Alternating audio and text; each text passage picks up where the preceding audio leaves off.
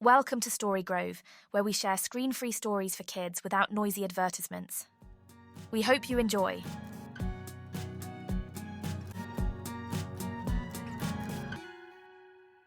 If you ever wandered far enough through the forest, past the tall pines, past the little brook that babbled nonsense to the rocks, and past the clearing where rabbits held their weekly hop races, you'd eventually find a village. It wasn't a big village, you wouldn't find it on a map, and no one had ever built a proper road to it. But to the people and the animals who lived there, it was the best village in the world. And right on the edge of that village, in a neat little stone cottage, with a bright red door and a blue teapot painted on the roof, lived Blaine. Blaine was a wolf. Now, if you've heard stories about wolves before, dark, growly tales where wolves lurk behind trees or chase after unsuspecting folk, you might be scratching your head. A wolf? Living in a cottage with a teapot roof? Yes, that's exactly right. Blaine had lived in the village for years and everyone knew him well. He had silver-grey fur, sharp ears, and the fluffiest tail you've ever seen. But the villagers would tell you that Blaine was far more likely to offer you a cup of chamomile tea than chase you down for dinner. Every morning, Blaine woke up promptly at 7, put on his favourite checkered apron, and swept his front porch. Then he watered his herb garden. His thyme and mint were particularly famous, tidied up his knitting basket, and took a stroll into town to drop off fresh bread or jars of honey at the market. Blaine's honey came from his own beehives, perched neatly behind his cottage. You might think it risky for a wolf to keep bees, but Blaine treated them gently, and they never once stung him. Rumour had it the bees liked him better than anyone. The villagers loved Blaine. Mrs. Otterby, who ran the bakery, swore his honey made the fluffiest biscuits. Mr. Finch, who organised the Saturday market, counted on Blaine to set up the stalls. Even grumpy old Farmer Mole, who barely liked anyone, looked forward to Blaine's knitted scarves every winter. It wasn't unusual to see Blaine waving to everyone as he padded through town, carrying a basket of muffins or helping repair fences. Life was peaceful, everyone got along, and nobody gave a second thought to the fact that a wolf lived among them. Well, almost nobody, because one bright spring morning, when the cherry blossoms were starting to bloom and the air smelled like grass and something freshly baked, a newcomer arrived in the village. His name was Thomas. Thomas had come to stay with his Aunt Maple, who ran the village's tiny library, though she preferred to call it the Great Maple Archives of Knowledge, despite its 3 shelves and 1 wobbly chair. Thomas had grown up in a city, a busy, bustling city filled with honking horns, towering buildings, and plenty of stories about dangerous creatures lurking in dark places, creatures like wolves. So you can imagine his surprise when, on his very first day in the village, he passed by the bakery and overheard this. "Morning, Mrs. Otterby. Lovely day, isn't it?" "Oh, good morning, Blaine, dear. I've saved you an extra loaf. It's got wild berries just like you like." Thomas froze. Blaine? Who was Blaine? He peeked around the corner just in time to see a wolf. Not just any wolf. A tall silver wolf wearing an apron, carrying a basket filled with what looked suspiciously like knitting supplies, politely tipping his head to passers-by. Thomas's jaw dropped. He ducked behind the post office and watched as Blaine continued down the street, stopping to chat with Mr. Finch and help Mrs. Otterby balance her baskets. A wolf chatting, smiling, wearing an apron. Thomas marched straight to his Aunt Maple at the library. "Aunt Maple!" he yelled, eyes wide. "Did you know there's a wolf in town?" Aunt Maple, who was balancing a teacup on a stack of encyclopedias, gave him a puzzled look. "Of course, dear. That's just Blaine. He lives down by the old oak. Lovely fellow. Would you like a scone?" Thomas stared. "But he's a wolf!" Aunt Maple laughed softly. "Well, yes, but not all wolves are the same, you know." Thomas wasn't convinced. All day long, as he wandered the village, he kept hearing people mention Blaine. "Blaine dropped off fresh mint this morning. Makes the best tea. Blaine's helping mend the school roof. Don't forget to thank Blaine for the new socks." Everywhere Thomas turned, people were chatting about the wolf like he was the most helpful neighbour in the world.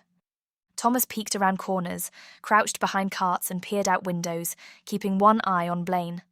And every time, without fail, Blaine was doing something ordinary, friendly and, well, downright neighbourly.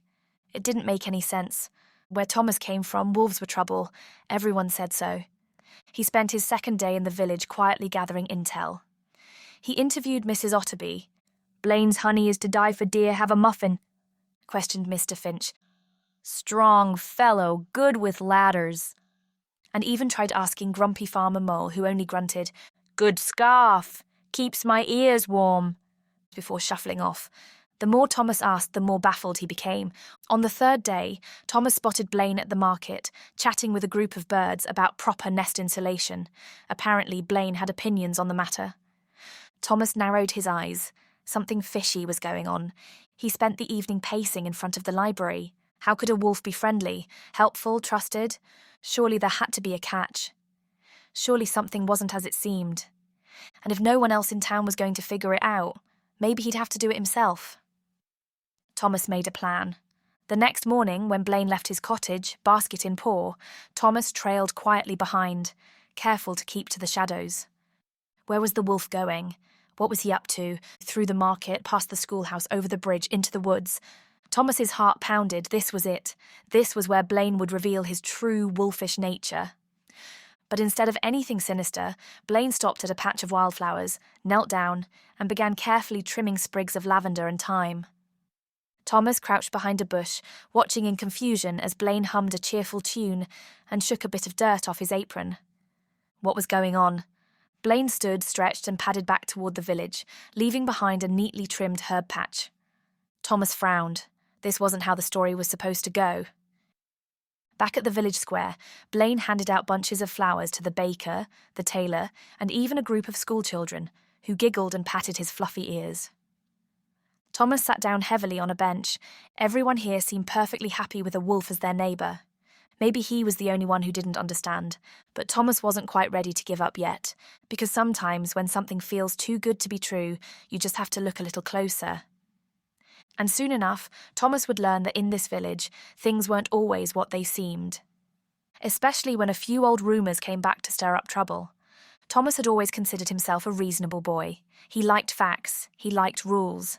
And most importantly, he liked to believe he could spot trouble from a mile away. So far, life in the quiet village was proven odd. It wasn't the cosy library, though Aunt Maple's stack of teacups seemed dangerously unstable. It wasn't even the weekly hop races organised by the rabbits. No, it was something far more peculiar.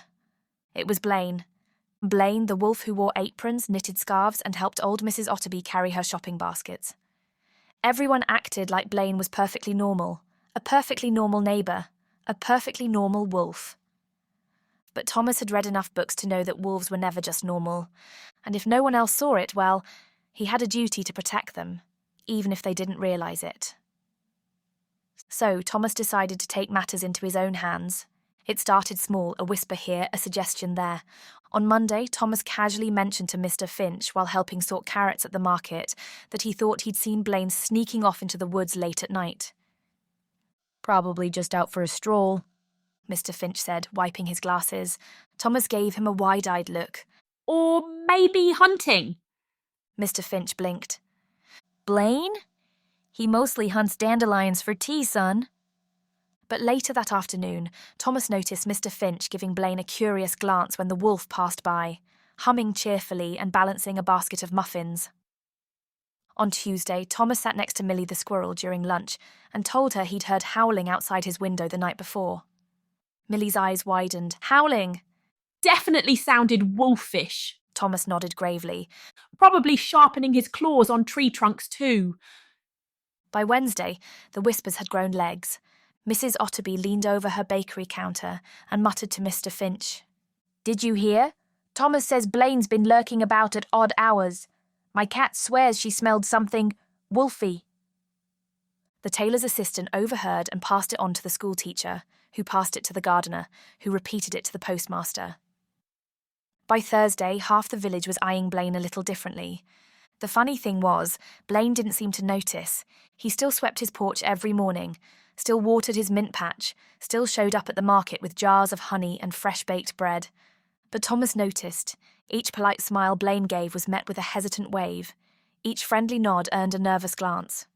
It wasn't that Thomas wanted to lie, he just thought he was being careful, protecting people, After all, how could they all be so trusting? Didn't they know stories about wolves? He told himself it was for their own good. By Friday, the whispers had turned into quiet conversations at the market stalls. Did you hear Blaine's been out at night? I heard Thomas saw him lurking in the woods. Maybe he's up to something. One particularly chatty robin claimed she'd seen Blaine's shadow moving suspiciously fast past the old oak. It wasn't long before villagers started locking their windows, just in case. That evening, Thomas sat on the library steps staring out at the quiet square. He felt uneasy. Sure, he'd convinced people to be cautious, but Blaine hadn't done anything.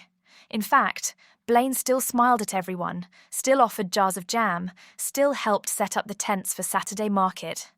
But maybe that was part of it. Maybe wolves just knew how to act nice until they didn't. At least that's what Thomas told himself. The next morning dawned bright and sunny. It should have been a cheerful day. Saturday market, Aunt Maple's famous oatcakes, the usual buzz of chatter. But something felt different. Thomas walked through the square and noticed villagers glancing nervously at the woods. He passed Mr. Finch tightening the ropes on his stall twice. Mrs. Otterby whispered something to Millie the squirrel, who darted off to tell someone else. It seemed everyone was waiting for something to happen. And then, as Thomas reached the fountain, he overheard Grumpy Farmer Mole mutter to a passerby. "Wouldn't be surprised if that wolf's planning something. Haven't seen the chickens this skittish in days." Thomas's stomach flipped. The whispers had turned into worry. He glanced over toward Blaine's cottage at the edge of the village. The wolf was calmly hanging flower baskets, completely unaware. Suddenly, Thomas wasn't so sure anymore. That night, Thomas lay in bed staring at the ceiling. Had he made a mistake? Maybe, maybe not. After all, better safe than sorry, right? Still, something tugged at him, a tiny, persistent question he couldn't quite shake. What if he'd been wrong? What if Blaine really wasn't like the stories said? And what if all his whispers had started something no one could stop? The next day, the answer would come faster than he expected. Blaine had always thought of himself as a dependable wolf. He swept his porch every morning, rain or shine. He clipped his mint plants so neatly you'd think each leaf had been measured. He could be counted on to help fix a fence, carry heavy crates at market, or deliver jam jars to Mrs. Otterby before breakfast. But lately, something had changed. Blaine could feel it in the way the villagers walked a little faster when he approached. He saw it in how conversations paused just as he came within earshot, how smiles flickered and faded like a candle in the wind. At first he thought maybe he was imagining it. Perhaps spring chores had everyone distracted. Perhaps the bakery was out of honey, and Mrs. Otterby was simply in a hurry. But then there was Millie the squirrel, and Millie had never once stopped talking, not even midnight. But that morning, as Blaine passed by her usual perch outside the tailor's shop, she went quiet. Her bushy tail twitched nervously, and she gave a tight-lipped nod instead of her usual cheerful chatter. Blaine's ears drooped. It only got worse. At the market, Mr. Finch stumbled over his crates when Blaine offered to help, mumbling something about being all set, thanks. At the schoolhouse, the usual gaggle of children who asked for stories about forest creatures suddenly found pressing reasons to run back to their parents. Even Farmer Mole, whose primary form of communication was a grunt and a nod, now avoided eye contact entirely. Blaine couldn't shake the feeling that every shadow held a whisper. That evening, Blaine stood at his garden gate, paws resting on the latch. Across the street, Mrs. Otterby was chatting quietly with Millie. Both glanced his way before leaning in closer. His chest tightened. He padded back to his front porch, sank into his favourite rocking chair, and watched as the village wound down for the night. Curtains drew shut, doors clicked closed, and Blaine felt outside of it all. The next day at market, he tried to shake the unease. He stacked jars of honey on his table, arranging them just so. He lined up the loaves of fresh bread. He even brought extra wildflower bouquets, hoping the scent might cheer someone up. But the villagers only glanced at his table before quickly moving on. Conversations around him buzzed, but whenever Blaine stepped closer, they faded to murmurs. It wasn't until late afternoon that he finally caught wind of what was being said. He'd stopped by the well to refill his water jug when he overheard Mr. Finch speaking in a low voice to the tailor. Thomas says he's seen Blaine lurking near the woods at night, Mr. Finch muttered. The tailor glanced around nervously. I thought I heard howling last night, too. Blaine froze. Lurking. He hadn't so much as stepped near the woods after sunset. and howling. The only noise he'd made recently was humming while kneading dough. Later, as he carried his empty basket home, he noticed more glances. Millie whispering to Mrs. Otterby, Farmer Mole locking his gate a little tighter. It felt like the entire village was tiptoeing around something Blaine couldn't quite see, something just beyond reach. By the time evening settled in, Blaine's shoulders sagged under the weight of it. He sat on his porch watching the stars blink awake. All these years, he'd thought he belonged here, that he'd earned a place in this village with his jars of jam, his knitted scarves, his careful kindness. But now every smile felt like a mask, every nod a hesitation. He wrapped his tail around his paws and stared out at the village, quiet and distant. He wondered how long it would be before the whispers stopped bothering to hide. He wondered if they ever would. The wolf who wasn't there, Part 4, the warning. Blaine hadn't slept well for days. The village felt colder lately, even though spring flowers bloomed and the birds chattered as usual. It wasn't the kind of cold that came from a chill breeze.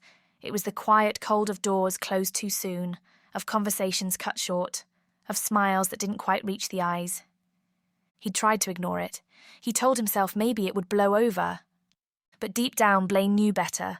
So that morning, instead of tending to his herbs or baking a fresh batch of muffins, he wandered into the woods, hoping the familiar scent of pine and wild mint might clear his mind. He walked deeper than usual, past the old oak tree, past the brook that babbled lazily over rocks. The trees stood tall and still, the ground soft beneath his paws. That's when he smelled it, sharp, smoky, wrong. Blaine froze, nose twitching. He scanned the horizon and spotted it, a thin ribbon of smoke curling between the trees, far off but unmistakable. Fire. Blaine's ears shot up. A wildfire creeping slowly but steadily through the underbrush. And worse, it was heading straight toward the village. Without wasting another second, Blaine sprinted back down the trail, branches whipping past as he ran.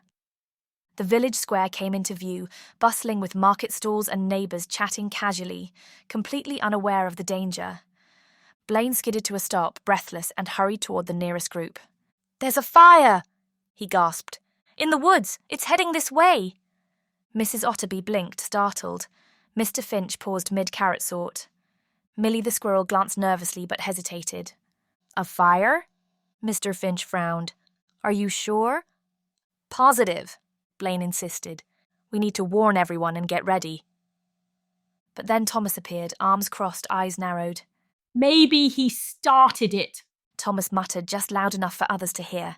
A hush fell over the group. Blaine's ears drooped. "I didn't, I swear. But it's coming fast. We have to act now." The villagers exchanged uncertain glances. "Maybe it's not that bad," someone murmured. "Could be he's trying to trick us," another added.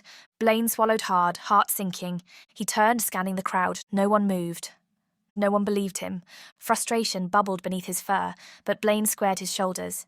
If they wouldn't help, he'd do what he could alone. He raced back to his cottage, grabbing every spare bucket, every length of rope, even the sturdy blankets he usually saved for winter.